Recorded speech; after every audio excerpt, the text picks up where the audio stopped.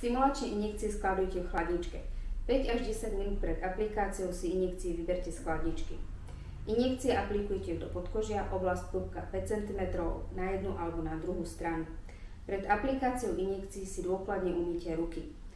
Na pevnú podložku si pripravte všetky potrebné pomôcky k aplikácii. Dezinfekcia, tampóny, injekcie, nádoba na odpad. Aplikácia injekcií nie je viazaná na to, či ste nalačno alebo po jedle. Benfola. Balenie obsahuje 5 pier, ku každému peru je ihla. Dáte dole papierovú krytku z ihly a nakliknite na pero.